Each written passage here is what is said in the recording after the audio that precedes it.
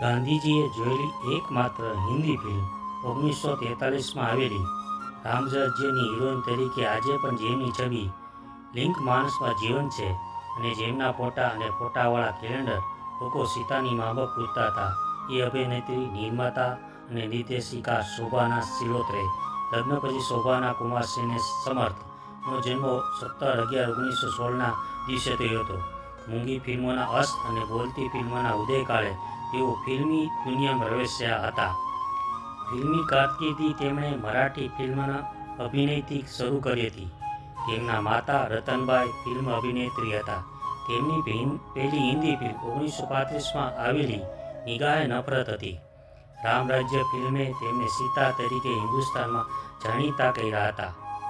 સામાન્ય રીતે નેતા અભિનેતા પોતાના પુત્રોને પોતાના વ્યવસાયમાં લોન્ચ કરે છે, પણ શોભના સમર્થ પોતાની બંને અભિનેત્રી પુત્રીઓને નૂતન અને તનુજાને ફિલ્મ ઉદ્યોગમાં લોન્ચ કરવા ફિલ્મનું નિર્માણ અને નિર્દેશન કર્યું હતું. પોતાના ક્લોઝ અપ વધારે સુરેખ અને સ્પષ્ટ આવે એ માટે તેમણે 40ના દાયકામાં અમેરિકાથી ફિલ્ટર આયાત કર્યા હતા. હિન્દી સિનેમામાં તેમણે આપેલા યોગદાન બદલ 1947માં ફિલ્મફેર સ્પેશિયલ એવોર્ડ મેળવનાર તેઓનું 9/2/2000ના દિવસે અવસાન થયું હતું.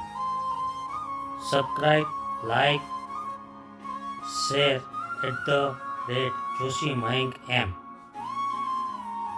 ધન્યવાદ.